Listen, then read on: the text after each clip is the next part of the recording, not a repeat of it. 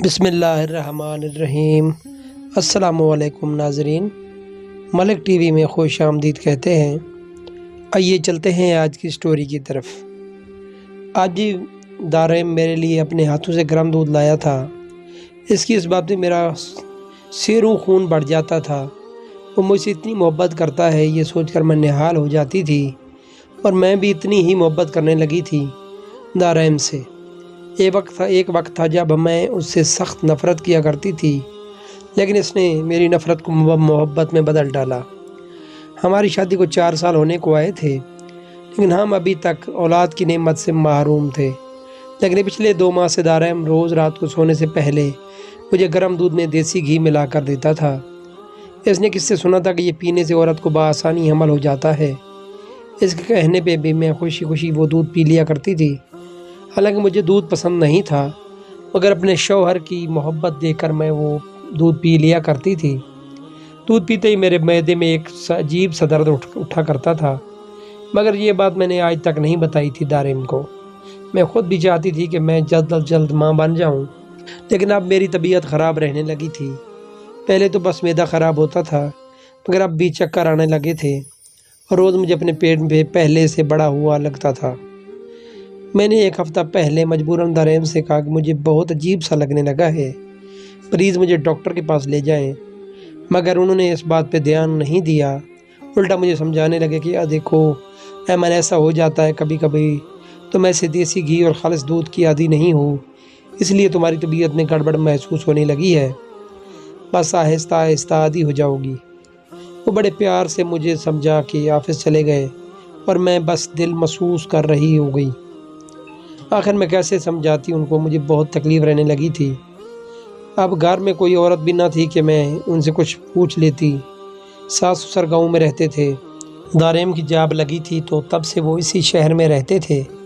میں اس گھر میں بیاہ کر آئی تھی، ابھی میں بھی انہیں سوچوں میں گم تھی کہ میری بہن کی کال آ گئی، جو کہ انگلینڈ میں رہتی تھی۔ کبھی کبھی ہی اس سے بات ہو پاتی تھی۔ آج میں نے اس کو بتا دیا کہ کافی دنوں سے میری طبیعت خراب رہنے لگی ہے۔ میری بات سن کر وہ اچانک خوشی سے چلائی، ایمن مجھے تو لگتا ہے کوئی گڈ نیوز ہے، ایسا تو پریگننسی میں ہی ہوتا ہے۔ بہت خوش لگ رہی تھی۔ اس کی بات سن کر میں بھی کھل اٹھی تھی۔ تم سچ کہہ رہی ہو نا رابعہ؟ ارے 100% سچ کہتی ہوں، بس تم آج ہی گائنیکولوجسٹ سے چیک اپ کروا لو۔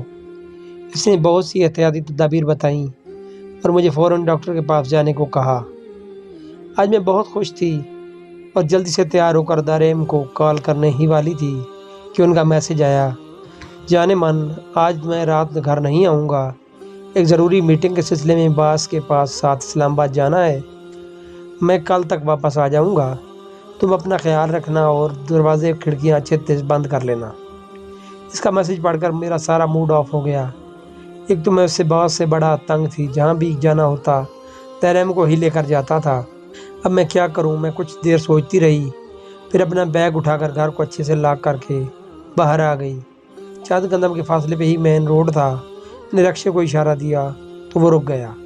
میں نے اسے قریبی ہاسپٹل کا پتہ بتایا۔ کچھ دیر میں ہی وہاں پہنچ چکی تھی۔ کچھ دیر بعد ویٹنگ کے ایریا میں بٹھانے کے بعد میرا نمبر آ گیا۔ ڈاکٹر کو میں نے سب کچھ بتایا تو وہ مسکرانے لگی۔ لگتا تو یہی ہے مس ایمن کہ واقعی میں گڈ نیوز ہے، مگر مجھے آپ کا الٹرا ساؤنڈ کرنا پڑے گا اور کچھ ٹیسٹ بھی کروانے ہوں گے۔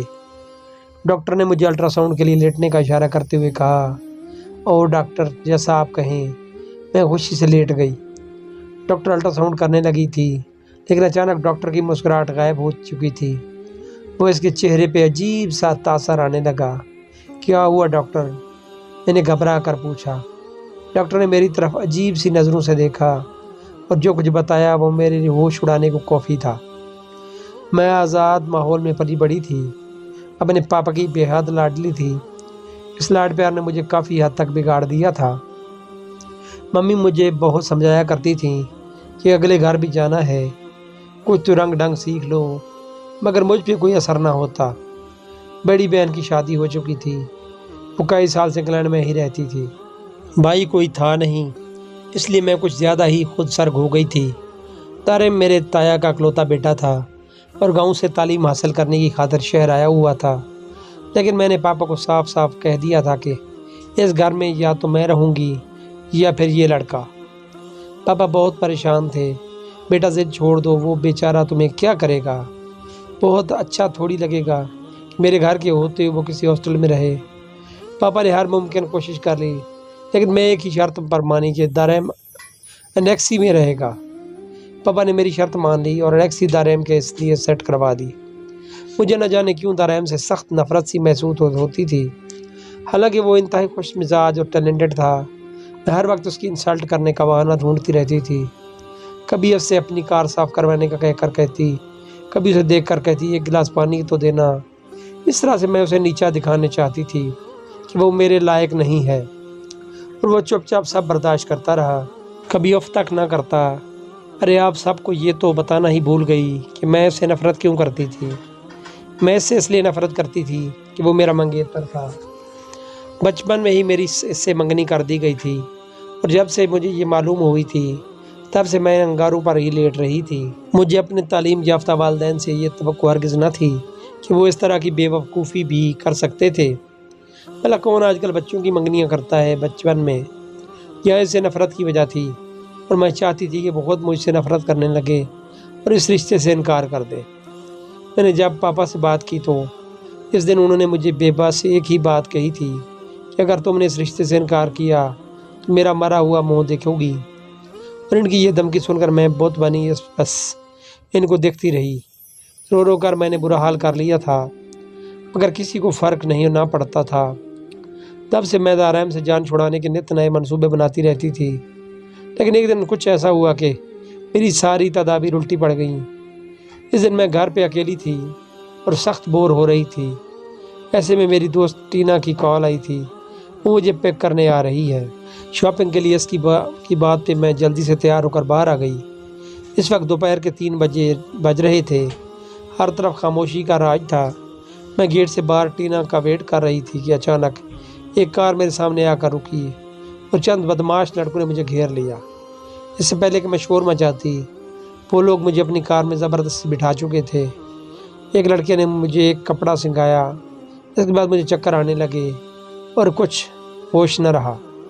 جب مجھے ہوش آیا تو میں ایک تنگ و تاریک کمرے میں تھی۔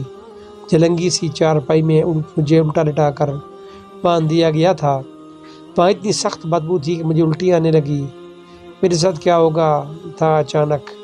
اب میں کہاں تھی مجھے کوئی علم نہ تھا۔ میں بھی پاپا کے جاننے کے لیے یہاں افسوس پہ گئے ہوئے تھے، اور وہ رات کو دیر سے لوٹے۔ جب تک کوئی میرا پرسان حال نہ تھا، کسی کو علم نہ تھا کہ میرے گھر پہ نہیں ہوں۔ بس میں خدا کا شکر ادا کرتی ہوں کہ میری عزت محفوظ رہی۔ ایک دھیڑ عمر عورت کمرے میں آ کر مجھے کھانا پانی دے جایا کرتی تھی۔ مجھے یہاں آئے ہوئے 4 دن ہو چکے تھے۔ میں یہ تو سمجھ چکی تھی کہ مجھے اغوا کس لیے کیا گیا تاکہ پاپا سے رقم کا مطالبہ کیا جا سکے، لیکن اب تک یہ لوگ پاپا سے کیوں نہیں کر رہے تھے بات۔ میں روتی رہتی، اس عورت کو واسطے دیتی کہ مجھے جانے دو، تم لوگوں کو جتنا چاہیے میں دوں گی، مگر وہ عورت اپنا منہ کبھی نہ کھولتی تھی۔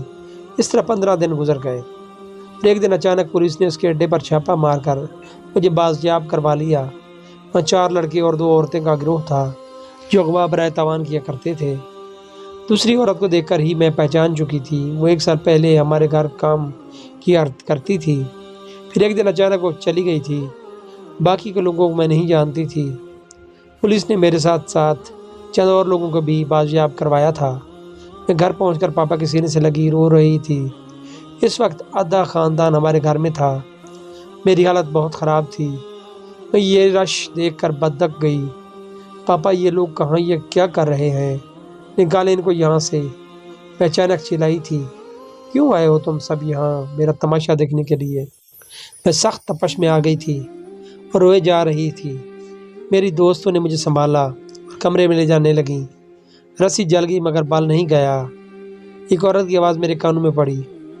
میں نے مڑ کر دیکھا۔ کیا کہا؟ میں نے اس کی آنکھوں میں آنکھیں ڈال کر پوچھا۔ ارے سچی تو کہتی ہوں، اتنے دن گھر سے باہر رہ کر آئی ہے، وہ بھی نہ جانے کتنے مردوں کے ساتھ، اور اب بھی بے حیا بن کر یہ ہمارے اوپر چلا رہی ہے۔ وہ عورت میری خالہ ساس تھی۔ ہاں بہن، ان کے تو دیدوں کا پانی ہی بھر گیا ہے۔ بجائے سر جھکا کر شرمندہ ہونے کی الٹا ہم پر ہی بھڑک رہی ہے۔ ارے اس کا کیا بھروسہ خود ہوگی لڑکوں کے ساتھ۔ ہاں بہن، ورنہ تو شرم سے ڈوب چکی ہوتی اب تک۔ اتنی منہ اتنی باتیں۔ ان کی باتیں سن کر مجھے زور کا چکر آیا اور میں زمین پر آ گری۔ میرا اغوا ہونا اور 15 دن تک گھر سے باہر رہنا میرے کردار پہ داغ کی طرح فٹ کر دیا گیا۔ کوئی میری باتوں کا یقین نہیں کر رہا تھا۔ پاپا کی کمر ٹوٹ چکی تھی، یہاں تک مجھے اپنی بے گناہی کا ثبوت دینے کے لیے میڈیکل چیک اپ کا بھی مشورہ دینے لگے خاندان والے۔ میں بہت کمزور پڑ چکی تھی۔ 1 ماہ کے دوران میں بہت بدل چکی تھی۔ میری خودسری تو ہم چھوڑ چکی تھی۔ مجرم نہ ہوتے بھی معاشرے نے مجھے مجرم بنا ڈالا تھا۔ میں نے اپنے کمرے سے نکلنا چھوڑ دیا تھا۔ ایک دن پاپا میرے کمرے میں آیا اور مجھے میرے نکاح کی خبر دی۔ اس کی بیعت پہ میں چونکی ضرور مگر بظاہر خوش رہی۔ امن میری بچی، اب یہی ایک راستہ رہ گیا ہے لوگوں کا منہ بند کرنے کے لیے۔ کل تمہارا نکاح ہوگا سادگی سے، بس گھر والے ہی شامل ہوں گے۔ میں نے بس ایک سوال پوچھا، کس سے ہو رہی ہے میری شادی؟ پاپا نے وہی نام بتایا، دارم۔ ہمارا نکاح ہو چکا تھا اور میں دارم کے گھر پر آ چکی تھی۔ اس نے کچھ دن پہلے ہی شاید یہ گھر خریدا تھا۔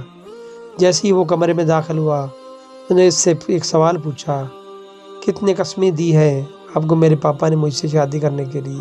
میری بات پہ اس کی مسکراہٹ غائب ہوتی ہوئی تھی۔ امن، اتنا شک مت کیا کرو، شادی تو مجھے تم ہی سے کرنی تھی، کیونکہ جب سے ہوش سنبھالا ہے تب سے تمہارے ہی خیالات میرے دل میں آتے ہیں۔ اور رہی بات اس حادثے کی تو مجھے اس کا سخت افسوس ہے۔ میں تم سے بہت شرمندہ ہوں امن کہ میں تمہارے لیے کچھ نہ کر سکا، لیکن میں وعدہ کرتا ہوں کہ اب کوئی تمہاری طرف انگلی بھی نہیں اٹھائے گا تو میں اس انگلی کو ہی توڑ دوں گا۔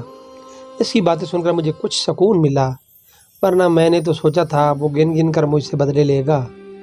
ہماری شادی سادگی سے ہوئی تھی، مگر ہمارا ولیمہ انتہائی دھوم دھام سے ہوا تھا۔ دارم نے پورے خاندان کو انوائٹ کیا تھا۔ اس نے یہ سب سے پہلے پلان کیا ہوا تھا، مگر مجھے کچھ علم نہ تھا۔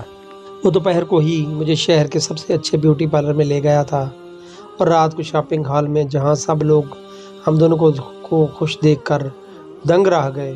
جس طرح وہ مجھے پر جان نچھاور کر رہا تھا، خاندان کی عورتوں کو اور آگ لگ چکی تھی۔ دارم نے میرا سر پھر سے اونچا کر دیا تھا اور پاپا بھی اب سر اٹھا کر سب سے مل رہے تھے۔ کل تک جو نظریں مجھے گنہگار سمجھتی تھیں، اب وہ رشک سے مجھے دیکھ رہے تھے۔ میں نے گھر آتے ہی دارم سے اپنی رات والے رویے کی معافی مانگ لی تھی۔ اس نے میرا دل جیت لیا تھا۔ اب ہم ایک دوسرے کو بنا رہ بھی نہیں سکتے تھے۔ اسی طرح ہر وقت گزرنے لگا اور 4 سال بیت گئے، اور چند ماہ سے دارم مجھے یہ دودھ پلا رہا تھا، جس کی وجہ سے میری طبیعت دن بدن خراب ہونے لگی تھی۔ اور جو کچھ ڈاکٹر نے بتایا تھا وہ سن کر تو میرے پیروں تلے سے زمین نکل چکی تھی۔ میں سوچ بھی نہیں سکتی تھی کہ دارم میرے ساتھ ایسا کر سکتا ہے۔ وہ تو مجھ پہ جان چھڑکتا تھا۔ یا میرے اللہ، یہ سب کیا ہو رہا تھا میرے ساتھ؟ ساری رات میں پریشانی اور خوف سے سو نہ سکی تھی۔ صبح کے 10 بجے دارم کی فلائٹ تھی اور وہ واپس آ چکا تھا۔ اس کے ہاتھ میں پھول تھے جو وہ ہر روز میرے لیے لایا کرتا تھا۔ اس نے آتے ہی میرا ماتھا چوما اور پھول مجھے تھماتے ہوئے کہا، یار مجھے سخت نیند آ رہی ہے، بہت تھکا ہوا ہوں۔ یہ کہتا ہوا وہ کمرے میں جا چکا تھا، لیکن میں اب بھی اسی خوف میں تھی، اگر وہ مجھ سے کوئی بدلہ لے رہا تھا تو اتنے سال یہ پیار کا ناٹک کیوں کیا؟ میں وہیں پہ بیٹھ کر رونے لگی اور پھولوں کو دور پھینک دیا۔ شام کے 6 بجے دارم کمرے سے باہر آیا تھا اور مجھ سے میٹھی میٹھی باتیں کرنے لگا، مگر مجھے اس کی کوئی بات سنائی نہ دے رہی تھی۔ مجھے تو وہ بات سنائی دے رہی تھی جو مجھے ڈاکٹر نے بتائی تھی۔ ڈنر کے لیے وہ زبردستی مجھے باہر لے گیا تھا۔ ایسے لگ رہا تھا کہ میں اس سے ناراض ہوں، مگر میں ابھی بھی اس پہ کچھ بھی ظاہر نہیں کرنا چاہتی تھی۔ رات کو سونے سے پہلے وہ بے معمول کچن میں گیا تھا اور میں بھی چپکے سے اس کے پیچھے آئی تھی۔ دروازے کی اوٹ سے میں نے دیکھنا چاہا سب کچھ۔ دارم نے دودھ گرم کیا اور اس میں دیسی گھی کا 1 چمچ ڈالا اور پھر کیبنٹ سے ایک پیکٹ نکالا۔ پیکٹ سے ایک چھوٹا سا چار نکالا اور اس کا 1 چمچ دودھ میں مکس کرنے کے بعد ویسے ہی بھی پیکٹ سنبھال کر رکھ دیا۔ میرا تو دل ہی دھڑکنا بھول چکا تھا، لیکن جلدی سے میں ہمت کر کے کمرے میں آ گئی، ورنہ دارم کو شک ہو سکتا تھا۔ اس نے دودھ کا گلاس مجھے تھمایا۔ پی لو ایمن، کل رات بھی تم نے نہیں پیا ہوگا۔ مسکراتا ہوا کہنے لگا۔ میں اس کی مکاری پہ حیرت زدہ تھی، اتنی اچھی ایکٹنگ کیسے کر لیتا تھا وہ۔ گلاس تھام کر میں نے افضل سے کہا، پلیز مجھے فریج سے چاکلیٹ لا دیں، دودھ پینے سے نہ جانے کیوں عجیب سا فیل ہو جاتا ہے، منہ کا ذائقہ۔ مسکراتا اٹھا کچن کی طرف جانے لگا۔ میں نے جلدی سے دودھ کھڑکی سے باہر گرا دیا اور اپنی جگہ پر آ کر بیٹھ گئی۔ میرے ہاتھ میں خالی گلاس دے کر اس نے مجھے شاباشی دی۔ یہ ہوئی نا اچھی بیوی والی بات، لیکن آج مجھے اس کا کوئی مذاق، کوئی بات اچھی نہیں لگ رہی تھی۔ دوسرے دن دارائم نے آفس جاتے ہی میں نے کیبنٹ سے وہ پیکٹ نکال کر دیکھا، اس میں ایک عجیب سا سکوف بھرا تھا۔ میں نے اس میں سے تھوڑا سا سکوف نکالا اور دیسی گھی کا بھی ایک چمچ نکال کر الگ کیا اور لیبارٹری میں پہنچ گئی۔ مجھے ان چیزوں کی جانچ کروانی تھی کہ ان میں کیا تھا۔ میں نے ڈبل پینٹ کی اور مجھے کچھ دیر میں ہی رپورٹ دی گئی۔ جو کچھ رپورٹ میں لکھا تھا اسے دیکھ کر میری آخری امید بھی دم توڑ گئی۔ شاید مجھے غلط فہمی ہوئی ہے، لیکن رپورٹ چیخ کر بتا رہی تھی کہ مجھے سلو پوائزن دیا جا رہا تھا۔ شام کو دارائم واپس آیا تو مجھے عجیب سے حلیے میں دیکھ کر حیرت میں مبتلا ہو گیا۔ کیا ہوا ایمن، ایسے کیوں بڑی ہو؟ طبیعت تو ٹھیک ہے، لیکن میں نے آج فیصلہ کر لیا تھا، سب کچھ جاننے کا۔ دارائم کا آپ کو مجھ سے بہت نفرت ہے نا؟ میں نے کئی بار آپ کی انسلٹ کی، اپنے دوستوں کے سامنے اور سارے گھر والوں کے سامنے، کئی بار آپ کی تذلیل کی۔ وہ واہ واہ، حیرت سے مجھے دیکھے جا رہا تھا۔ کل تک میں اس ندامت میں جی رہی تھی کہ میں بہت بری ہوں اور آپ جیسے عظیم انسان کا کوئی فرشتہ صرف لڑکی ملنی چاہیے تھی، مگر آج میں مطمئن ہوں کہ کم از کم میں نے نفرت میں کسی قتل کرنے کا تو نہیں سوچا۔ میں تحمل سے کہتی جا رہی تھی، آج مجھے ہمت نہیں ہارنی تھی۔ کیسی باتیں کر رہی ہو ایمن؟ وہ اب بھی حیرت انگیز نظروں سے دیکھ رہا تھا۔ بس کر دیں اب یہ سادگی اور بھولا پن کا ناٹک۔ مجھے قتل کرنا چاہتے ہیں تو ابھی میرا گلا گھونٹ دیں، میں آپ کی محبت میں چپ چاپ جان دے دوں گی، مگر میرے اعتبار کا خون کیا۔ اب کی بار میں اپنے آنسوں کو روک نہ پائی تھی۔ پلیز اب اور کوئی صفائی مت دینا مجھے۔ یہ رہی تمہاری دیسی گھی اور اس پاؤڈر کی رپورٹ جو آپ آج تک مجھے پلاتے رہے ہیں۔ آپ کے زہر نے میرے پیٹ میں ایک انتہائی خطرناک رسولی بنا ڈالی ہے جو کسی بھی وقت مجھے موت کے منہ میں لے جا سکتی ہے۔ طالب حیرت سے دیکھتا ہوا میرے قریب آیا اور وہ رپورٹس پڑھنے لگا۔ ایمن کیا ہوا ہے؟ تمہیں سچ بتاؤ، میرا دل بیٹھا جا رہا ہے۔ وہ سخت پریشان تھا، مجھے جھنجھوڑ کر بولا۔ میں نے غصے میں آ کر اسے سب بتا دیا۔ میں نے دیکھا دارائم کا چہرہ غصے سے لال ہو چکا تھا اور وہ اسی وقت گھر سے نکل گیا۔ اسے جاتا دیکھ کر میں ایک بار بھی سسک پڑی۔ دارائم رات کو واپس آیا تھا اور آتے ہی مجھے سب کچھ سچ بتا دیا۔ یہ سن کر مجھے اپنے کانوں پر یقین نہیں آ رہا تھا۔ دارائم نے بتایا کہ چند ماہ پہلے میرے کولیگ سارا نے مجھے کہا تھا کہ اس کا جاننے والا ایک حکیم ہے جو ہر کسی کو دوا دیتا ہے تو اسے اولاد ہو جاتی ہے۔ اس کی بات سے مجھے ایک امید کی کرن نظر آنے لگی اور میں اس حکیم کے پاس چلا گیا۔ میرا ساتھ سارا بھی تھی۔ حکیم نے مجھے دوا دی اور دیسی گھی کا ڈبہ دیا اور کہا یہ دونوں دودھ میں ملا کر دیتے رہیں۔ اس نے مجھے کہا کہ اپنی بیوی کو علم مت ہونے دو، تم دودھ میں دوائی بھی ملاتے ہو۔ آج کل کی لڑکیاں دیسی دوائیاں پہ یقین نہیں رکھتی۔ اس کی بات سن کر میں چپ ہو گیا تھا اور میں نے تمہیں دودھ وہ پلانا شروع کر دیا، لیکن میں نہیں جانتا تھا کہ سارا اور حکیم نے مل کر تمہیں راستے سے ہٹانے کے لیے مجھے زہر دیا تھا تاکہ سارا مجھے پا سکے۔ اس کام کے لیے سارا نے حکیم کو 3 لاکھ روپے دیے۔